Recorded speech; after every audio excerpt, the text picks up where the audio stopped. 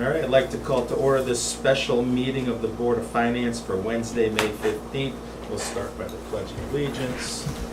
Pledge Allegiance to the flag of the United States of America and to the republic for which it stands, one nation, under God, indivisible, with liberty and justice for all.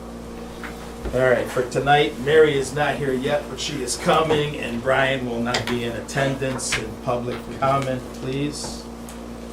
I am here for public comment. Tara Carr, 54 Indian Trail.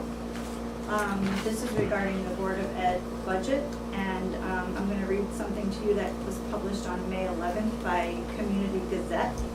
It's called the Schools Comparison Report, and it says, in this week's issue of the Brookfield Community Gazette, we have a 4-page special report comparing performance and expenses of 10 local school districts in northern Fairfield County. You can view the report at communitygazette.com. Social media censors won't let us publish the actual website address here, and selecting schools report card. The data comes from the Connecticut Department of Education. Some points of interest from the 10 school districts reviewed include: among the 10 schools reviewed, Brookfield has the second lowest graduation rate. Brookfield has the second lowest college entrance rate. Brookfield has the lowest proficiency in science. Brookfield has the third lowest proficiency in English and math.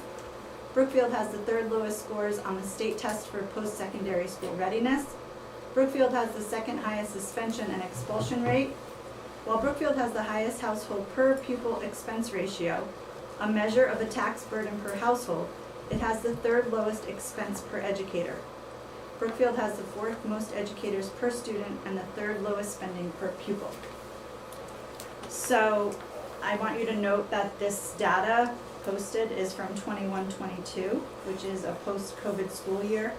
So while we can recognize that COVID may have had an influence on these numbers, it's probably representative of trends. So I submit that we look at trends across a number of years, including the most recent data, if any exists. These are the types of metrics that I have been talking about when I have questioned our return on investment for the BOE budget in the past, and I continue to question that return on investment. I don't think that these kinds of reports are something we should be proud of. And when I wear this shirt and I say my children attend Brookfield Public Schools, it's something I want to be proud of. Of particular note in the data that's in this entire report, Brookfield is top 3 of 10 evaluated for how we pay our administrators, yet the other results I mentioned is what we have. So essentially we're suffering in math and science and English to pay our administrators more. This report questions our collective due diligence as we allocate funds to the Board of Ed.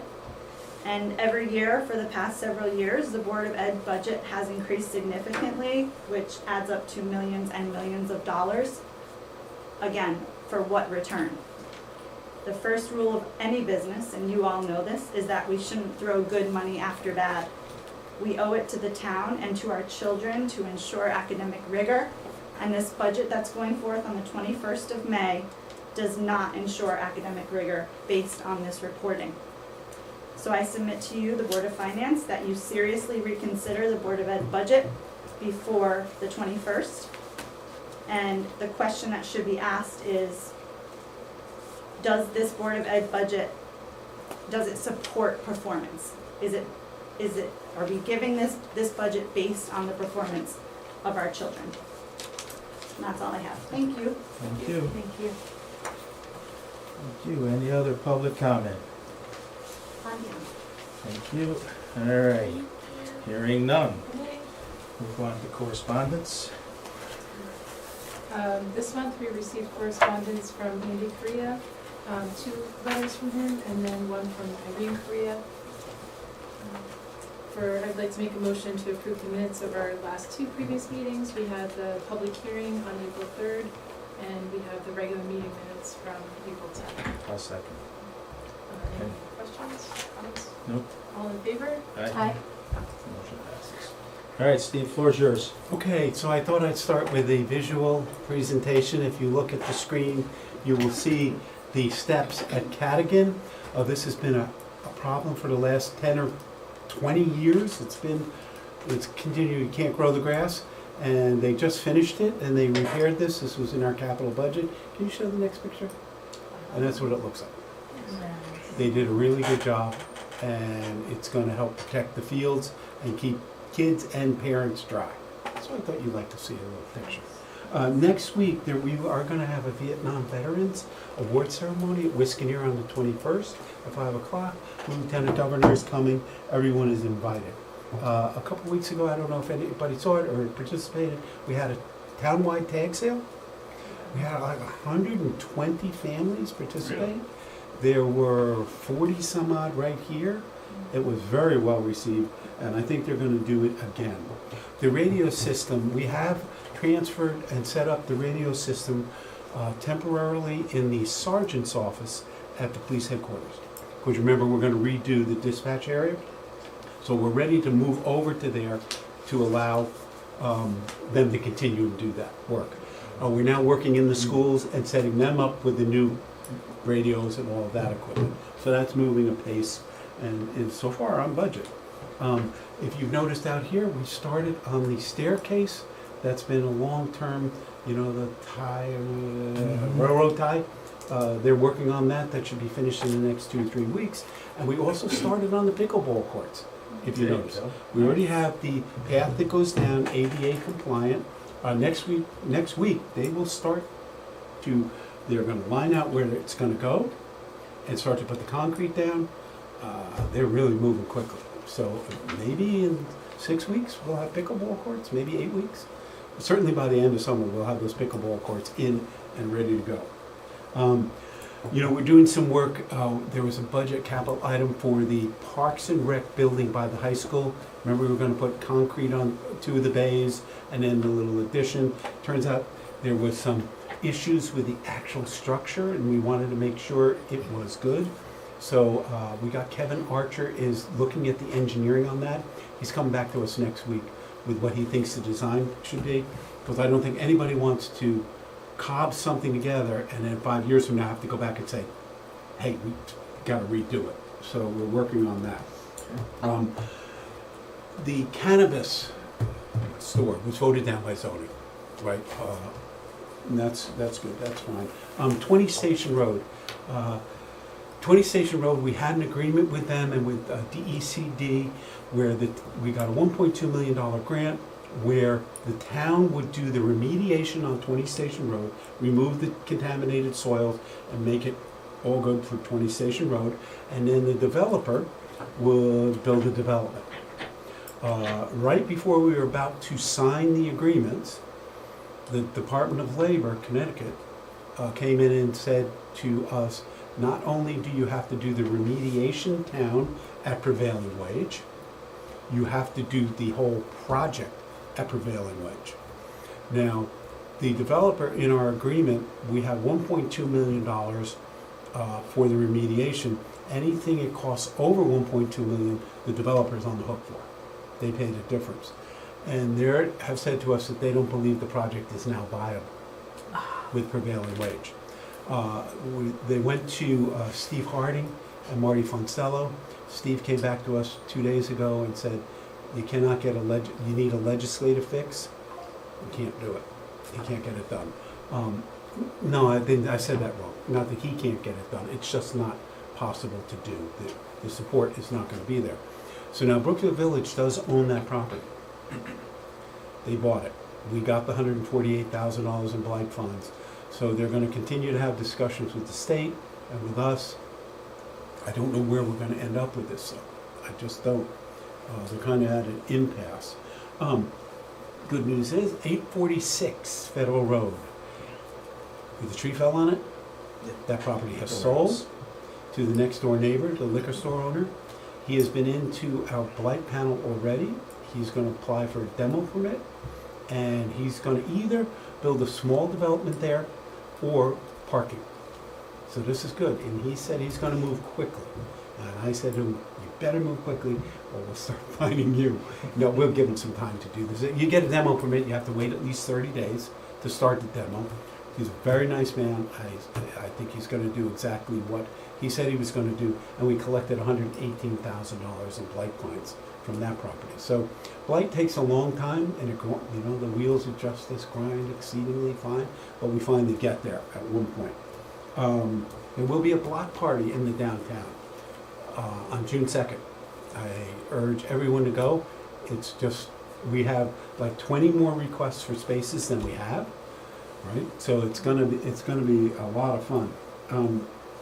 We got a grant from ARPA for the senior center, I think if you remember. Senior center got a separate grant through the state, right? And they're gonna use that grant to redo the kitchen in the senior center. He's updating, and they signed a contract yesterday to do that. Vote next week. Please go and vote. The WPCA is still working on the sewers. Their hearing is still open, and they're trying to make a determination of how to allocate what is going to be 200,000 gallons a day of additional capacity from Danbury.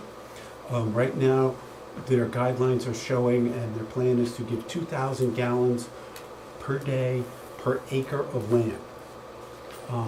A lot of developers don't like that because it would limit how many units they could put on any piece of property, right? So I am meeting with Roberto Alves, the mayor of Danbury, next week with Nelson Malwitz and the developers to have a discussion on that. And they're going to push for, the developers, give me everything I want. So that's still a work in process. Our pocket park in front of Dunkin' Donuts, the arc came in yesterday. So it should be getting installed in the next 3 or 4 weeks.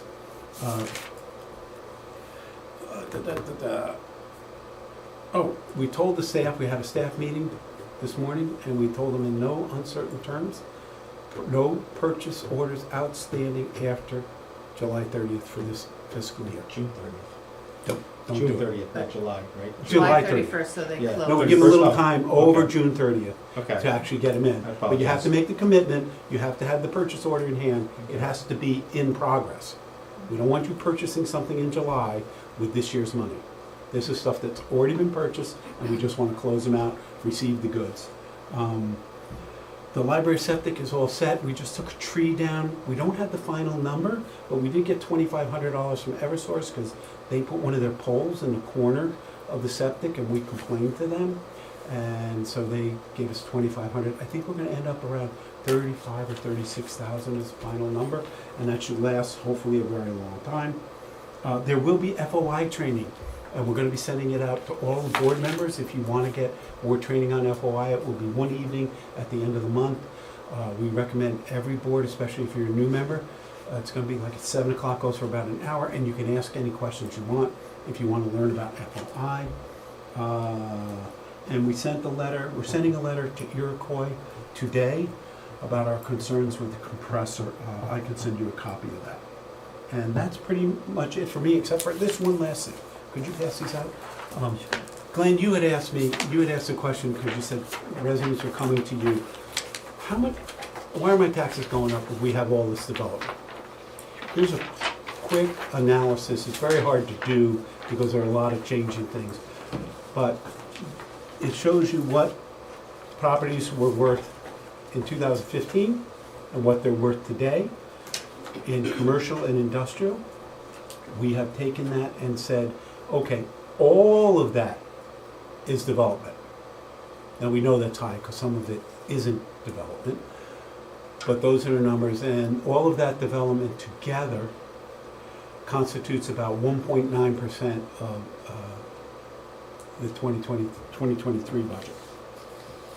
So it does help, development does help, but it's not the massive boon that some people think it is.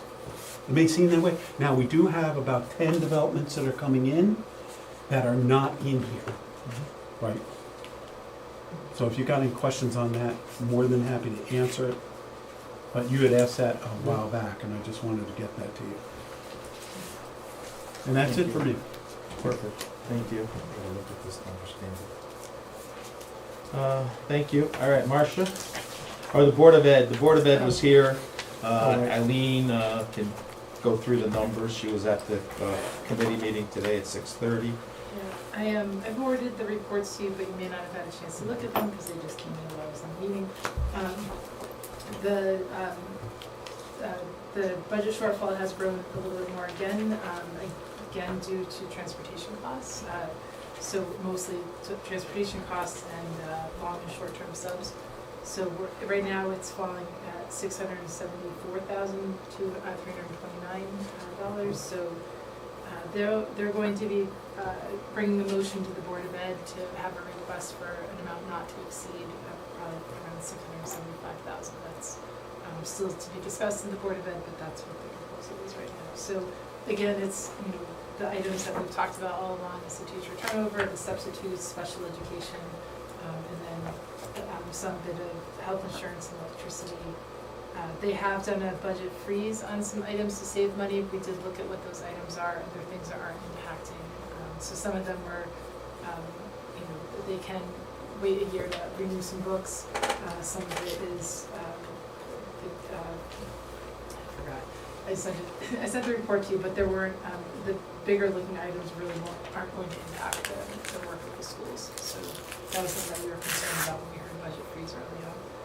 But they'll have a final report for us at the end of, I guess, they'll have a proposal for us by the next, to go to the Board of Selectmen for next meeting. And what we've talked about, and there's been a lot of discussion on this, is, and Steve, you know, and this whole Yep. board knows this, what we've talked about, they budget the actuals. They don't put a lot of what-ifs in there. We told them to take out the what-ifs. So these are the what-ifs. These are The the transportation change from what they thought it was gonna be to now. These are not additional, the students changed from in and out of special ed. We've asked the Board of Ed always to give us a budget with their views of what they need to operate the schools and to actual numbers, as close to actual as they can get. And these are the numbers that are hard to budget for. They could budget for 3 extra special ed students, but that would be $300,000 more in their budget, and we keep it on our side. So I'd just like to everybody know, these are not overspends. These are calculated to fix numbers at the time of the budget, and we have the capacity to deal with it on our side of contingency, but these are, instead of what-if scenarios, we run them on our side, the town side. And that also makes it where the Board of Ed has to go to the Board of Selectmen and then to the Board of Finance to keep it tight and to keep it many eyes on these numbers. Not that anything bad is happening, it just gives 3 different checks on the numbers as they come through. Would anyone like to add to that from our side? So, all right, And the strategy. thanks, Eileen. All right, All Marcia, right. you're done. So the revenue budget, that you have a report that shows it. We're doing better than last time tax collections. We used the average collections excluding one outlier year from COVID. And we're exceeding those years for the average. Land use department had more fees. Again, we use the average plus any known variances. Conveyance taxes are still doing well. Interest income is still doing well. And then 90,000 from Eversource. We talked last month that it might be that it was coming in, and now it's in. And Steve told you about the blight fine that was collected in May that doesn't show up here yet. There was a request, it was at the selectmen's meeting, and I'll do this at the selectmen's meeting as well, to talk about the vehicle program where they're looking for unregistered, or vehicles that are in Brookfield and should be registered for Brookfield but are not. So the figures in the first column, December 23, we gave you back in December. As of May, these are year-to-date, not additional amounts. The number of vehicles added are 380 vehicles. That doesn't mean they found 380 unique vehicles. Some are over 3 years. They can go back 3 years, but they count each of those years because some are just 1 year. So that gives you an idea of the magnitude of that. The billing for those vehicles has been $135,000 so far. The collections have been $70,000, but they're subject to all the same collections and interest. And then the fees, we owe 40% of the collection on the fees, so that's $28,000. That's 28,000 on the 70,000 we've collected. Correct.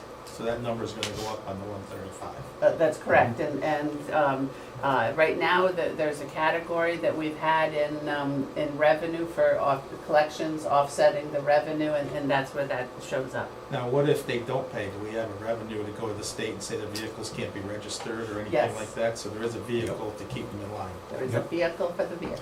Perfect. Thank you. Well, if they're registered in Connecticut, yes. If they're registered in New York, I'm not sure about that, or some other state. Most of the people I think that are paying didn't realize they moved here, they got their car registered somewhere else, and they're just leaving it on that registration till it expires. And so you can see the collection rate, it's pretty good, right? And some people say, hey, you caught me mistakenly, I don't live here, I just visit, and then we go through that process of back and forth and back and forth. But if we find a car in the same driveway 15 times over the period of a month, we get a good idea where that car is registered, or should be, right? Perfect. And a lot of people are very straightforward, they go, oh, okay, and they just pay it. All right. You got me. Sorry. No. Expenditures that, there were only internal transfers, intra-department transfers this month, so there's nothing for you to approve. We have no significant concerns about the town's budget. The Board of Ed, we don't have significant concerns, but as Eileen just talked about, the items that were pulled out for us on the town side are total up to $732,000, and they have offset it with savings on their side, which brings it down to the $674,000. That's a little more than what we have in contingency right now, but as we close the year, we'll be looking for more money that we could transfer in there. However, we've earned an awful lot more interest. As much as I hate to do additional appropriations, it would be appropriate if we needed to. Cash capital, that we're gonna ask you to transfer like $4,000 out of fund balance this meeting. But I didn't want you to get nervous that we were frittering away that fund balance in there, because we have plans for it. So just to show you the year-to-date, we have taken things out of fund balance for the pickleball for $100,000. The ambulance, they needed another $11,000, the center fire.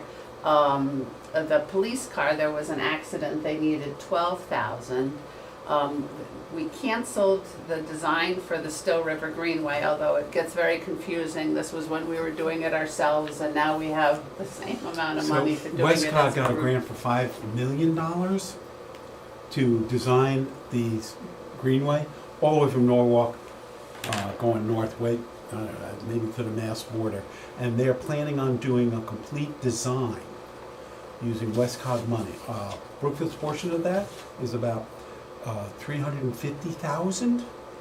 And right now they're applying for another grant, and the net, what they're saying is Brookfield would have to put up is $35,000, and that would be the full design all the way through Brookfield.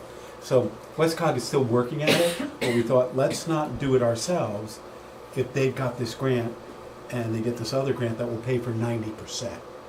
So we'll come back to you once Westcott comes back to us. And then the beach, the gate, there wasn't enough money in the budget a few years ago, and Capital Committee asked them to close that and come back with the full amount next year. So that project was closed. And other than that, we've closed a number of projects that has generated $33,000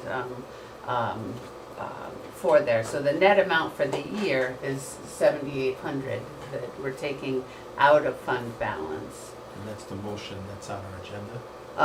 It's only the stuff for the current month, but this was the year-to-date. I just wanted to show you so you weren't thinking, oh, we're taking $3,800 this month and we took some last month, and I just wanted to give you the picture of where it is for the year. this is the one that's on your agenda. We wanted to add some money for the septic, that he does have money in his budget, and he could take it out of there, although then he couldn't do other projects that he wanted to do. So we want to take it out of capital non-recurring, and then the money from Eversource shows up here. The Parks and Rec needs more stairs from the parking lot at Town Hall for the railings. But they're giving back $4,000 in the trailer that they said they would try to get a trade in, and they did. And they're giving back the generator. That was cut. They had asked for a substantially larger amount last year or the year before, and the capital committee said, why don't you get a portable one and we'll cut it to $2,000, but that was not what they asked for, and trying to price it, they would need more than that. So they said, let's cut that project and move forward in a different direction or with the full amount next year. Bonded, there's a report on the bonded. There's no issues that are there. This police radio grant, I just wanted to talk a little bit about why I'm concerned about that. That the application says that any projects awarded have to follow this part of the rules. That is called the Uniform Grant Guidance, and every federal grant has to follow those that guidance. And it said, please explain in the application how your project will comply with these requirements. And we did not fill that out in the application, so I believe it hadn't been addressed. But the rules that are of a concern say that we can't fund this project with any other, we can't have already funded this project. It's got to be not funded with any other funds. Well, not only did we approve it for bonding, but we did bond for it. So that's one concern, and we're going to try to go through all of these and still get it through and still get it reimbursed. That does specifically say that you can't repurpose the bonds to something else now that you have this grant. So, and that's where some of these concerns come from. That in a similar vein, you have to supplement and not supplant. If you remember a few years ago, the Board of Ed had an issue with this on Title I, that and you can't use funds that are already committed or would have been committed for the award. So again, there's a concern. They must contain certain provisions. We'll check that the grant was applied for in March of last year. The contract with the vendor was in April, so hopefully those provisions are in there, or maybe we could amend it to put those in there. You have to go out to bid, and we didn't go out to bid. We had two vendors for consultants. One said that to go out to bid, they were saying to go out to bid. We adjusted the contract to go out to bid. This consultant still qualifies under our town rules that use the state purchase order, the state bidding instead, the state contract list. But we did not go out to bid. And I asked the first consultant why we would go out to bid if we knew we wanted Motorola radios. And he said, well, because the state contract, what they find is that it's what the state wants. That the state wants this radio with A, B, C, D, and E extras, and we may only want A and B as extras. And so if we delete C, D, and E, we don't have to pay for those. But so we did follow our purchasing rules. That there was a waiver for the bid that the prior first selectwoman signed, but that doesn't follow the federal rules on single source, and there are other sources. So again, we can try to do that. We We tried to justify it when we used ARPA money for the ambulance, so that they're all the same brand and that you just sit in an ambulance and all the buttons are the same places. And we were able to do that. And then the other one is the purchase must occur after the award date. We think, based on, we haven't gotten the official paperwork yet, but we think based on the award date, it'll be July of 2023. We signed the contract in April, so these are the things that are of a concern, and that's why I keep saying, let's not count on it yet. Let's make sure we work through the process. We'll see if we can get it for part of it. We'll see if we can get it for anything else. That we certainly don't want to give it up. So we'll fight a hard fight, but that's what we're up against. So a couple of things. One, do we have a complete package that we submitted? I mean, is this available? I mean, if this is $1 million grant, there should have been a package that was submitted. Do we have the full package that was submitted? No, we do not. Why don't we have a full package? The application was done online by, I believe, I was told, Tara, the first selectwoman, and we cannot find a copy of the application. We do have parts of it that John Puglisi, it was John who had parts of it? John had parts, and the administrative assistant was able to find a part of it. But we Sort of don't at a have. loss for that, because I do government bids all the time, and when I submit it, it says, send me a copy, and I hit a click on my submission, and it Yeah. comes to my mailbox, and then I know exactly what I submitted. Yeah, and you always want that because you want to be able to go back and confirm to the government what you did, So we have no idea what was submitted to get this we have grant. parts. Excuse me. We have parts of the application. But Parts of the don't make the application whole. weren't completed. There are questions that were not answered. Cynthia's gone Or through at least all on our the part that files, we have, that maybe it's not the final, we Maybe. just don't know. but we just don't know. We've asked Johanna Hayes' office, can they get us a copy of this? Because it was an online application. So far, we haven't had any success. We're not gonna give up, but we don't have one full, complete copy, you see. So it's hard to fight a lot of this if you don't know what was submitted versus what the rules were. Right. Well, so these are the rules for every federal grant. That when I was the auditor, this is what we tested, and they're pretty basic rules for every federal grant. Our auditor tests these on every federal grant that they test of ours. So these are not uncommon, they're not, it's called the Uniform Grant Guidance. Every federal grant has to follow these rules. But from our point of view, we shouldn't count on this money at all. This should not be spoken for, this should not be, oh, we're gonna utilize this money for this, this is Too many things. against it, that the state can say or the feds can say you didn't comply. Yeah. So if we get it, it's great, so we shouldn't be saying, oh, we got this money coming, let's put it towards this, or let's put it towards this, because this is not material money yet. That is correct. That's And they wouldn't know unless we told them in the application that, oh, we'd already bought it or anything else. Yeah. That they don't know that when they award it to us, They that, assume we met all the criteria and applied. correct. But we don't know if we even put that in to No, the we don't. application. We don't No. know what we put in this No, application. we don't. And I do not want to get into a situation, Glenn, you'll probably remember this, when the state came back to us 10 years after we finished the high school, $800,000 they wanted. and $7 million, Yeah. they said, give back, because you didn't give us Right. the documentation.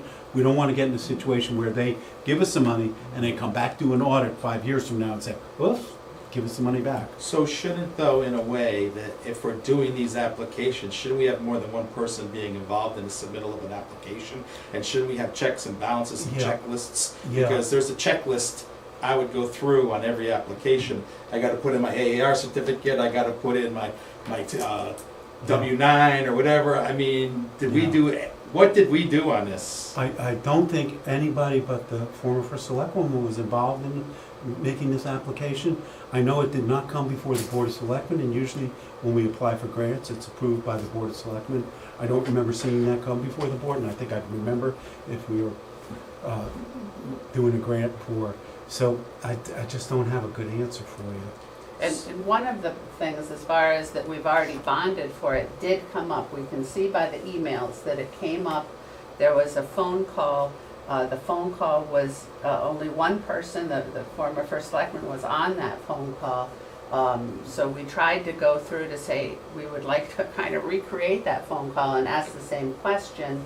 And we were told that that phone call, the person that was giving the information would have been able to give anecdotal advice and not authoritative advice. So we have to go to the grant manager.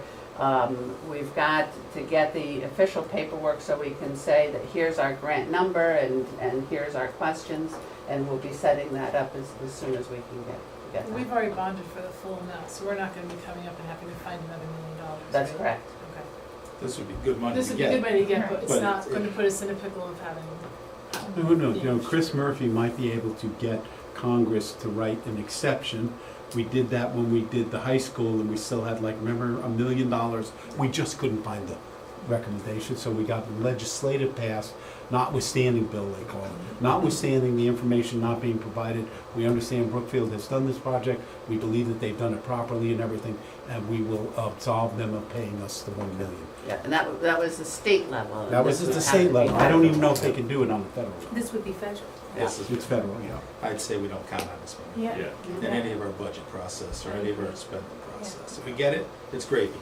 Well, just, All right, The next one is the ARPA report. You have the ARPA report. The deadline is December 31st of 2024. That senior center ARPA is a separate section of ARPA, and it has a later deadline. We're watching the grant disbursements carefully.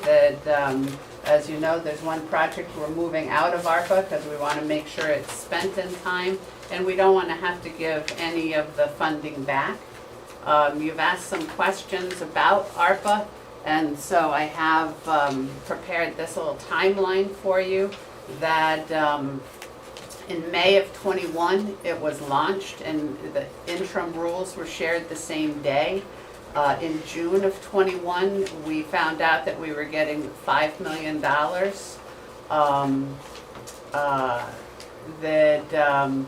There was at that time a lost revenue calculation where we could apply we would have to calculate the lost revenue, and we could use that for more things. I said at the meeting we could use it on anything, but there are some restrictions. It's not like it is tightly restricted. We can't use it on pensions, we can't use it on debt, for example.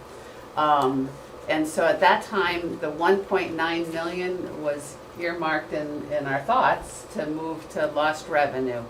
The ARPA committee was established and had their first meeting in August. In January, that they did their votes for the what their final projects would be that they would bring and recommend. I believe it was a week later that they announced the final rules where they said, if you made less than 10 million, you can include it all as lost revenue. But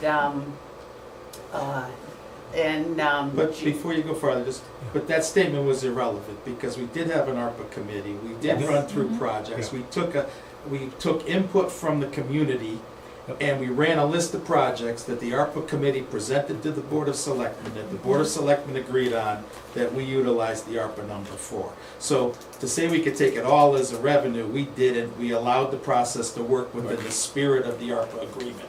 yes. True. Yes, I and- mean, it went to town meeting, there was, public hearings about it, like, it went through the process that it's supposed to. Yeah, That's right. and so the final rule came out, and then the ARPA committee met again to say, do we want to still do it now that we know the final rule? And yes, they did. In February, they of '22, they brought it to the Board of Selectmen. The allocations were made for $2.4 million and in March, based on a town meeting. There was 150,000 of projects that were closed. They no longer were relevant, or they didn't need all the money. So at June 30th of 2022, there was still 800,000 of ARPA that wasn't allocated to anything. In August, there was a meeting to use some of the ARPA money for police officers and SROs, and as we know, that those started being paid for ARPA, and then they were phased into the budget. So these officers are going into the 2025 budget based on decisions that were made in August of 2022.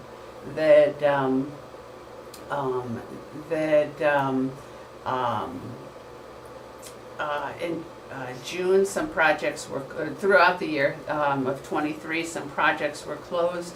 So for the effects of year-end '23 was that there was $268,000 that remained. With respect to the budget decisions for 2024, there was a lot of moving of money around, and about should we use ARPA, should we use lost revenues, but it was, every project was considered, and it was just the timing, the extra rules that apply to ARPA would have made the change on what we decided, and so the boards, the first selectman, the board of selectmen, and the board of finance chose to move more money from ARPA to the unallocated money to either lost revenues and covering the debt bubble for 2024. So in January of 2024, more projects were closed.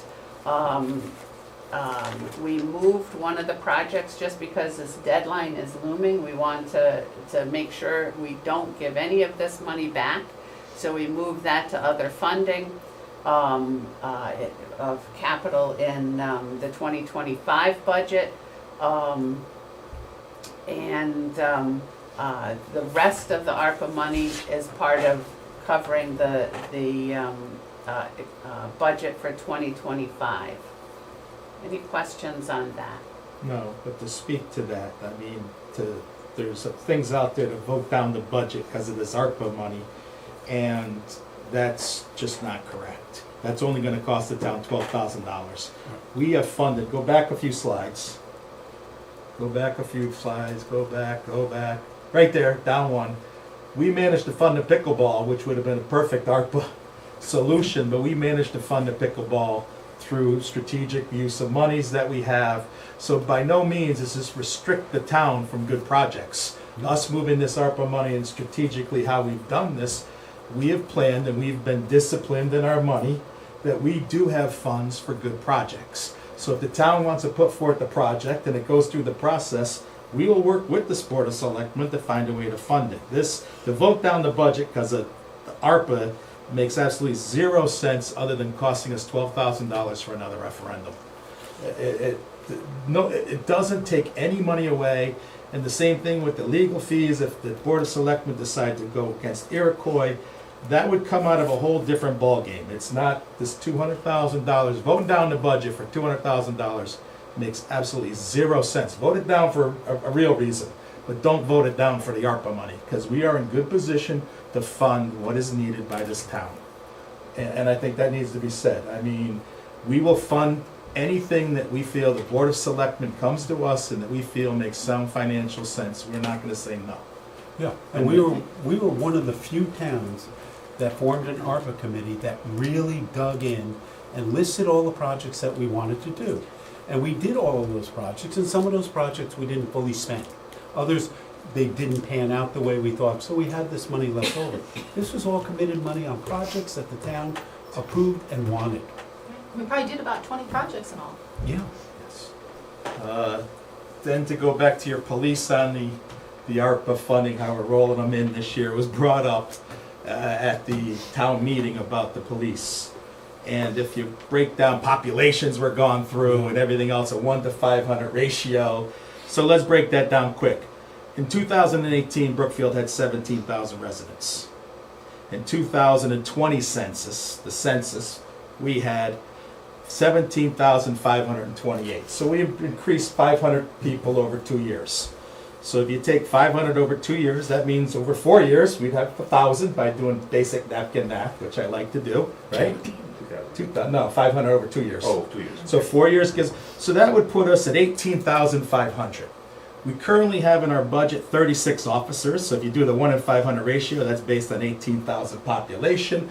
Adding in this next officer would give us 37, although we only have 34, we're still trying to hire. Right. That would give us 37, right in line with the 1 in 500 ratio that was gone. So if you did your math and basic math, you would come out with, we appropriated the right amount of people for the police. And we're not defunding the police like maybe they want to do. So if you take that, also, if you really listen to the chief speak, he said that renter-owned properties get more police calls than owner-owned properties. Well, there's more people. So also, if you ask the police chief, and instead of spouting out numbers and actually spoke, 15% of our calls are going to the new buildings. So we're in line, and it takes, what, 6 to 10 months to get an officer in place. So, again, the officers and the ARPA money that we did, we're in line perfectly for where we should be to properly fund our police with this budget. And one other thing, we have to remember, we have 3 police officers who are assigned as SROs. If you take those 3 out, we're back to 34. Correct. So again, not a reason to vote down the budget. No. We're funding the police properly. The ARPA, we did utilize it like you said, and we moved in, but if you do the basic math, simple math actually, we're right where we're supposed to be. Yep. So, thank you. With respect to the police, that we've been trying to do their reporting quarterly. This is as of March 31st, that they have a fund balance that's not designated for projects of $236,000. So if they come to you to say they want this or that paid out of the outside services fund, there's $236,000 in there.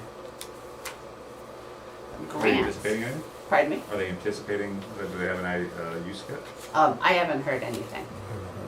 But, Well, they got the command vehicle that they wanted, that was the big thing. grants, this is the first time you've had an interim report on the grants. And we're trying to increase our reporting, that not only do we give you these reports every month or every quarter, we also support monthly reporting for the MBC, the Conservation Commission, the library, and Parks and Rec, and would do it for any other committee that asks us.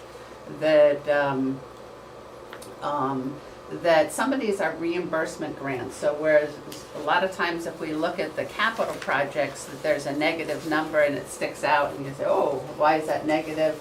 That's a problem. Sometimes it's revenue. This you'll see more negative numbers because some of these grants are reimbursement grants. So we might be told we're going to have $100,000 for the Project A from a grant, and we have to spend it and then ask for the $100,000. If we spent $25,000 during the year, at June 30th, we would record an accounts receivable of $25,000 that we're owed. So by the end of the year, it should show up as zero. But we don't do that accrual stuff monthly. That just would get confusing and a mess. So that is a new report for you to look at. And I think that covers, so now we've given you all of the town side reports that have subcategories. That's our goal, is to give you the subcategories, because you can't see those things without a nice detailed report. Audit update, that we need to report our auditor to OPM by May 31st.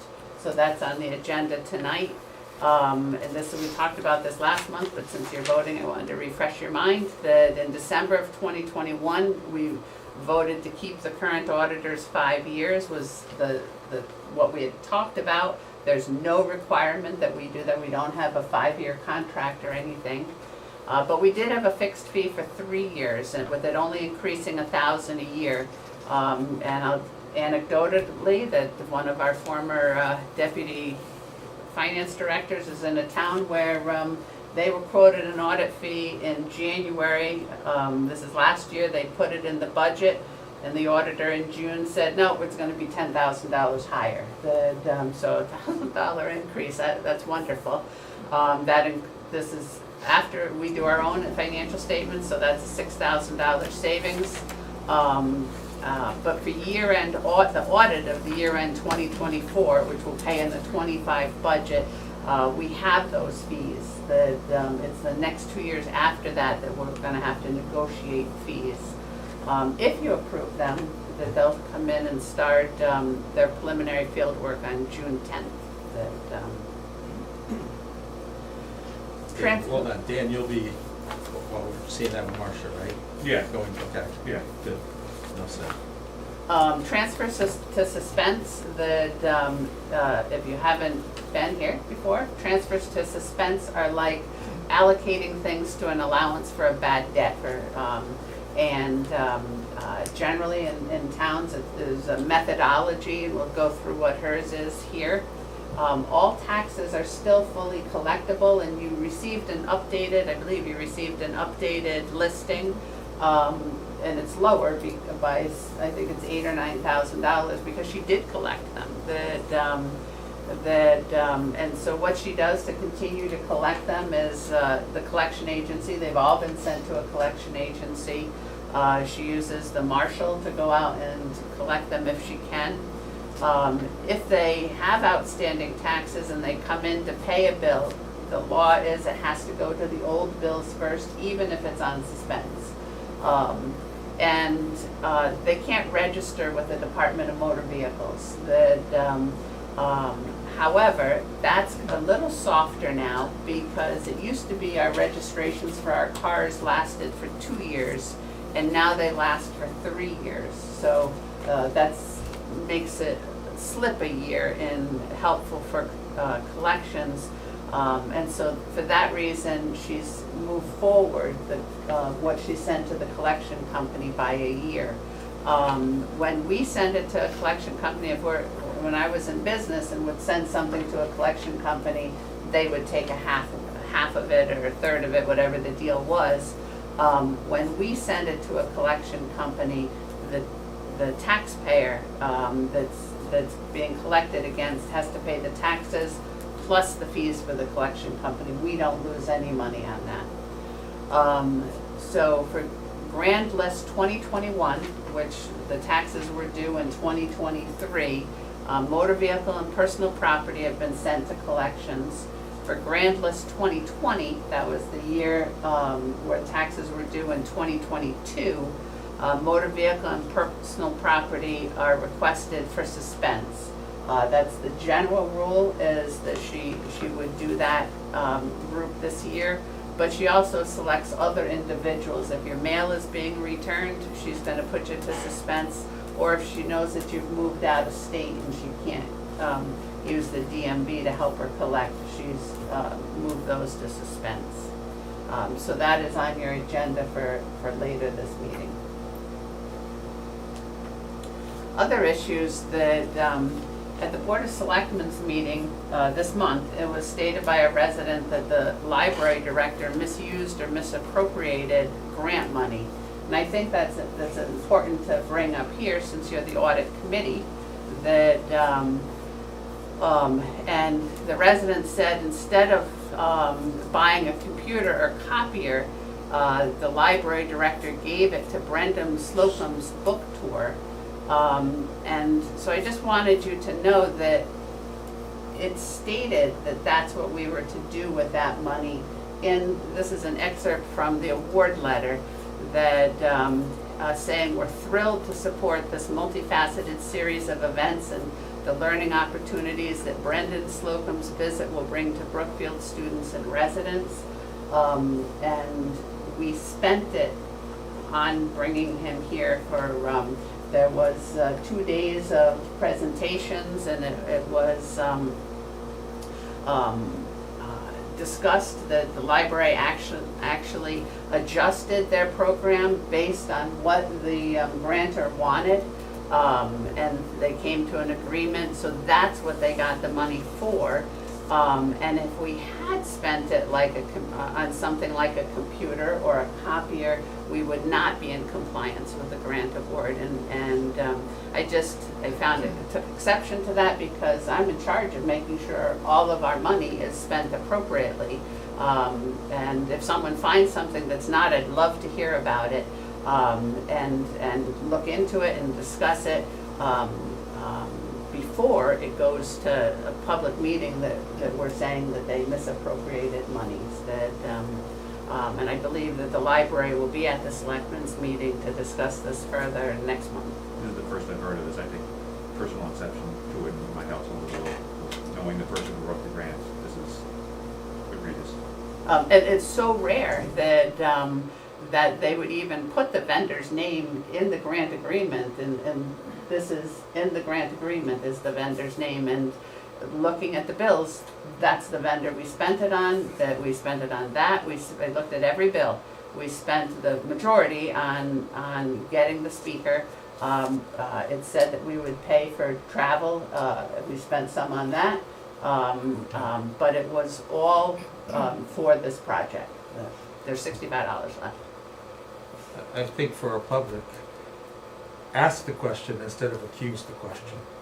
Ask a question about the grant instead of accusing of misappropriations. We've got to a point in this town where there's so many accusations out there, but a little bit extra legwork or just ask a question, you can get informed. And we'll answer any question that people put to us. And here it is in the grant. So this is a simple solution. Yeah. You know, what happened to that $10,000 library grant? What was it used for? Well, here's the application, here's the award letter. Case closed. Mhm. No misappropriation. I think there's a lot of accusations now that are being thrown out there, and I'll use the word, we have a lot of crusaders but not leaders. And crusaders take only one side of the story instead of doing the 360, ask questions, doing a little bit more research. And we all want to be aware of misappropriations. I mean, we don't want the money in this town to be spent wrongly or stolen or anything else, but to make a statement in a public forum, I would appreciate maybe ask a question of this board or ask a question of the Board of Selectmen. And if you don't agree with us, you can still speak your mind, that's not a problem, but accusations that really are unfounded are difficult to deal with and cause issues for everyone. And every purchase has a purchase order, and it has multiple sign-offs on that purchase order. More depending on how big the purchase is, so it would be tough for one person to misappropriate an expenditure. Any questions? None from me. All right. Everybody good? All right, thank you. Thank you. Audit, Dan, you're dealing with Marcia on, So I have not been particularly, other than a few conversations, I've been letting Marcia run with it because we have this 5-year handshake agreement on the renewals. No reason in my mind to change that for this year. The service has been wonderful. The fee increase is phenomenally generous for this coming year. I'm under the assumption that when we go to renegotiate the fees for the final 2 years, it won't be quite as generous, but I think it'll still be in our favor. No reason to change from what we had previously done. okay. The only thing is, you're gonna, with Marcia, you'll sit down with them and Yeah. negotiate, right? I mean, Oh, no, this fee No, is. when the time yeah, no, comes. but Yeah. when we have to do the next 2 years, we'd Yeah. like Dan to be involved in the process. Oh, absolutely. Yes. This auditor has been extremely thorough. Even though they're an auditor, and you do have sometimes a somewhat adversarial, That's the right? nature. That's their job. They do a really good job. They don't miss things. They are very straightforward with us. Hey, I don't understand this. Can you explain this to me? And I think we'd be hard pressed to find a better, in my Yeah, opinion. there's not that many groups that do it. I'll say again that's, you know, they were very, very helpful when we weren't in the shape that we're in today with the audit and communicating and helping us through some hard times. Yep. And they helped us get to where we are. So, I'd like, just like Dan to lead that, and then you'll feed back to us, everybody in agreement with that? Yep. Okay, perfect, thank But you. I think Do we have to make a motion to keep you the want to audit? make a motion Make just, that motion. I don't think we have to make a motion at this point. the do we? state wants Oh. a motion, the date of the motion to approve them. So I'll make a motion to approve re-upping with our current audit firm for the 2024 fiscal year audit under the terms that were previously agreed to. I'll second. Any more discussion? All in favor? Aye. There you go. Motion passes. Okay. Capital we went over, old business, we don't have any. Okay, new business, we talked about a transfer, right? Is that the letter I have, the capital, that's 13,000, but that didn't tie back to the number you had on the board.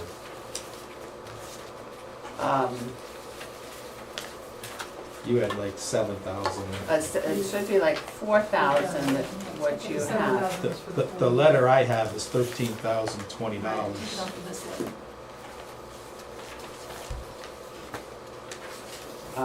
But if it's different, we can amend it, obviously. It is And different. actually,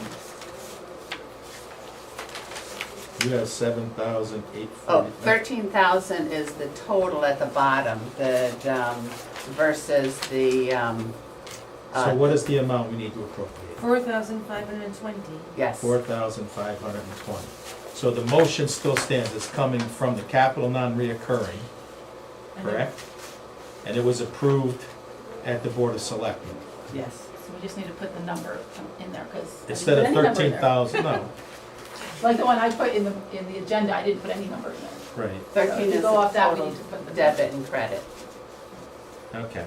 So I'll make a motion to approve the proposed transfers between projects in the capital non-reoccurring fund as shown on the attached report through April 30th of 2024 and reviewed by the Board of Selectmen on May 6th of $4,520. Do I have a second?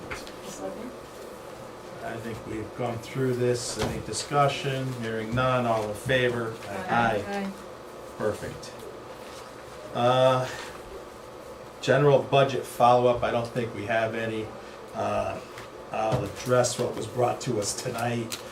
The data's there, but it came from the communitygazette.com. What is that?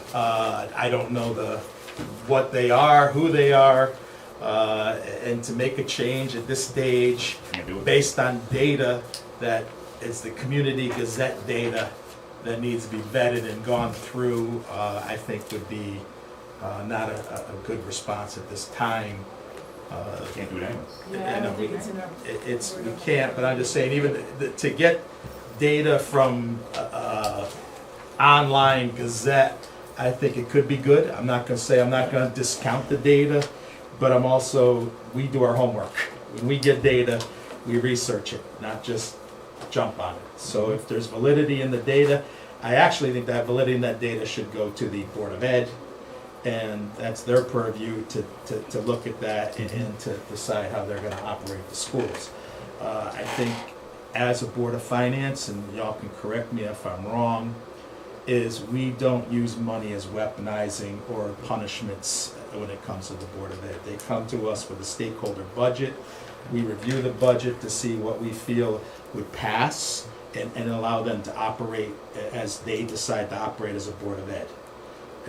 We are not elected to the Board of Ed, we are the Board of Finance. So the Board of Ed decides how to educate our children and what programs they want to utilize. They bring us a budget, we review it to make sure the numbers make sense, they all tie back, right, and go through and ask questions.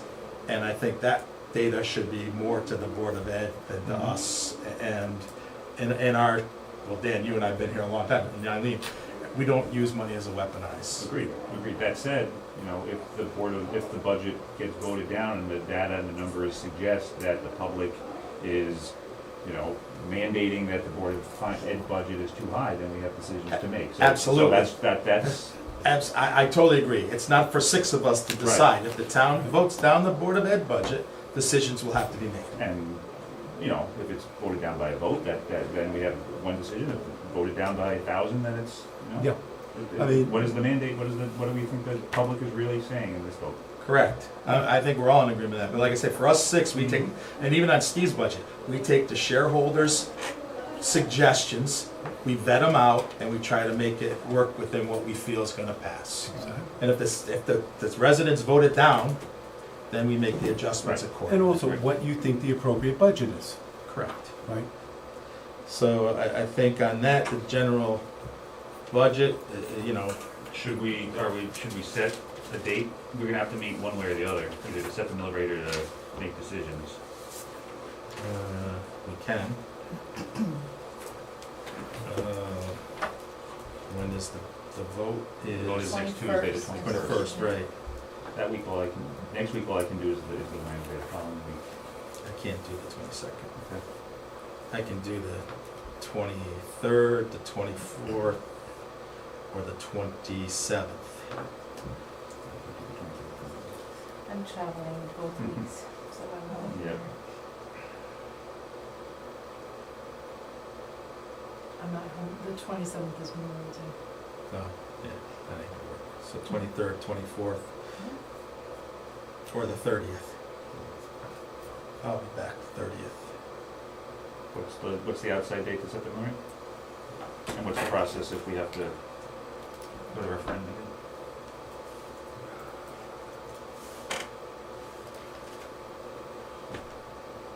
In the past, I believe you had met the Thursday after the vote. I think so too.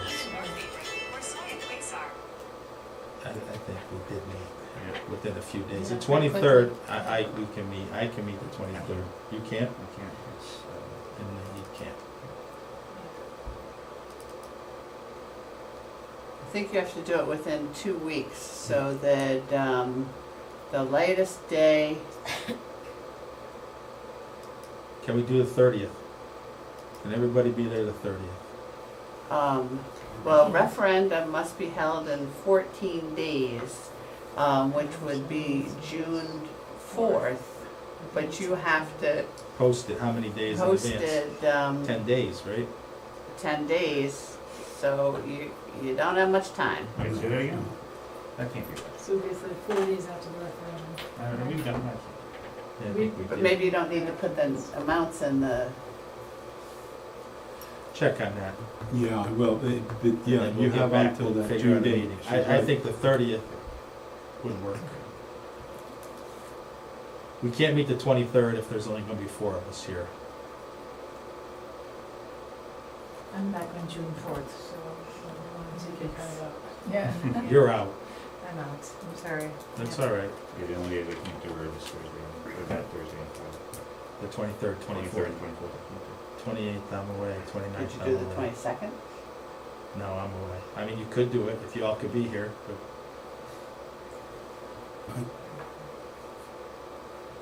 the 22nd. Day after, that's the day after. Yeah, no,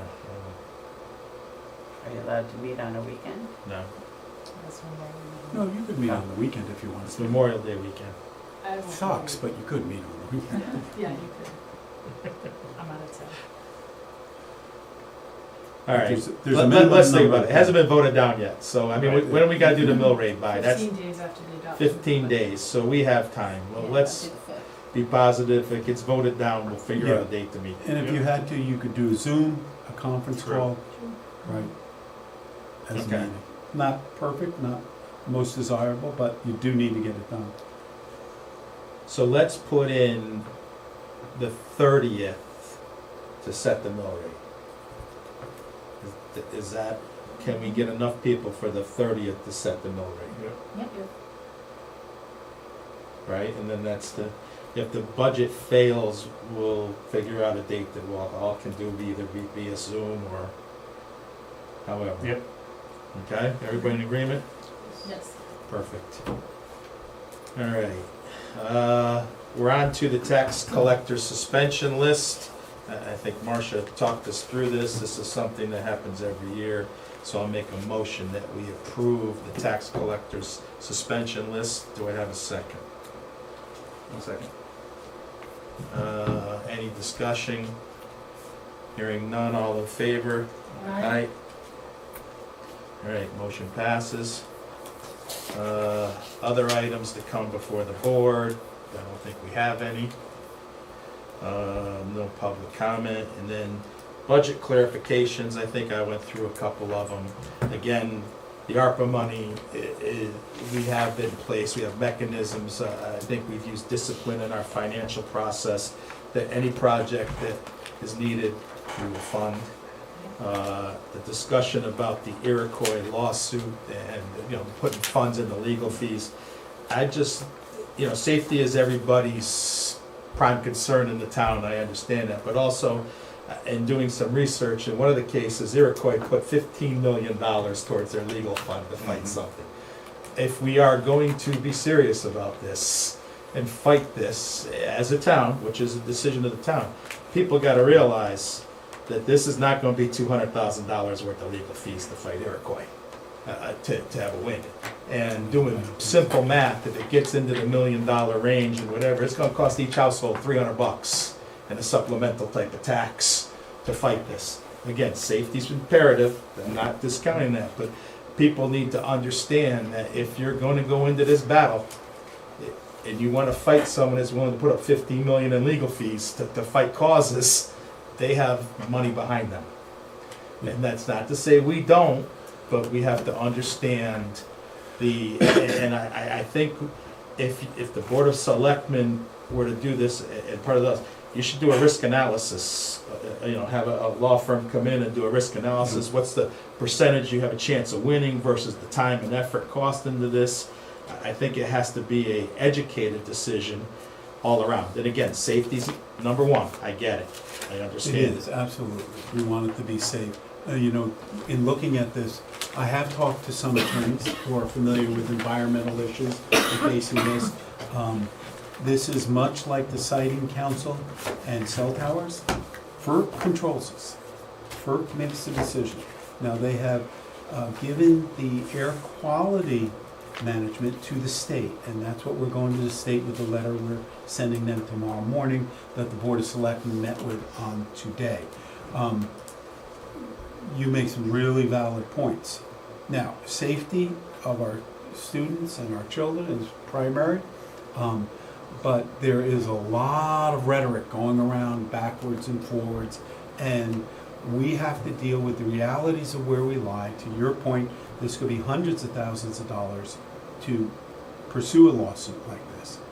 And from the attorneys two attorneys that I spoke to briefly, really low chance of stopping, virtually zero to stop. We would be able to delay, probably, right? But The reason I brought it up is I don't want the budget to get voted down because of this. We will deal with that on a separate basis. Again, the rhetoric of the voting down the budget, for this type of, using this money is, we can deal with things. We've been disciplined enough. Again, the ARPA money, voting down a budget because of the ARPA money makes no sense. It's only gonna cost the town more money. Again, the police officers, another point that was brought up, police officers, they were right in line with the numbers, perfectly in line with the numbers. Another point that was brought up was the IT position, to vote down the budget because of an IT position. Well, last year, when there wasn't a very good plan in the IT, the first selectman walked out of our meeting in the middle of the meeting because she wanted that position so terribly bad. And the rhetoric that came back from that meeting was amazing. And then to have someone to say, well, we should vote down the budget because of the IT position. Even in our meeting, we stated the IT position this year was well planned out, calculated, and had basis behind it. So we approved it. So again, to vote down the budget for an IT position because one person has a disagreement with it, I think is not a proper way. I do urge people to get out and vote how they want to vote. Voting down the budget isn't going to hurt the Board of Finance. I want that also to be out there. We'll deal with the numbers. It's the shareholders and the people that have to deal with it. And I think Dan spoke well about the Board of Ed budget. If it gets voted down by a lot, there's decisions that have to be made. What we did as a Board of Finance is looked at the numbers to the shareholders, to their needs, and to best supply what the town has currently running. So I would urge people to get out and vote. I'd urge people to vote how they want to, but vote informed. Do not vote on these things that are getting thrown out there that make no sense. So I would appreciate it, and anybody else want to speak to that before we go? Yeah, just one thing. Somebody came to me and said they were forming a group and they decided that they were going to vote against the Board of Ed budget because they were unhappy with the Board of Ed and how the Board of Ed is operating. And I said to them, I don't think that's reasonable. If you disagree with the Board of Ed, vote them out the next time the election comes up. What you want to do is harm the children because you disagree with somebody over here. That makes no sense to me. If you think the Board of Ed budget is too high, and you have good reasons for voting no, fine. Yes. But if you disagree with the Board of Ed, or you don't like the people on the Board of Ed, or you, whatever with the Board of Ed, your opportunity to address that is in the voting booth when you go to re-elect them. This is a referendum for the children. And I don't think you guys would have passed that budget unless we all supported it. And I think people should vote yes. I know you're saying just go out and vote, but I think people should vote yes. Anybody else want to add to that? Hearing none, I'll make a motion to adjourn. Do I have a second? Second. All those in favor? Aye. Aye.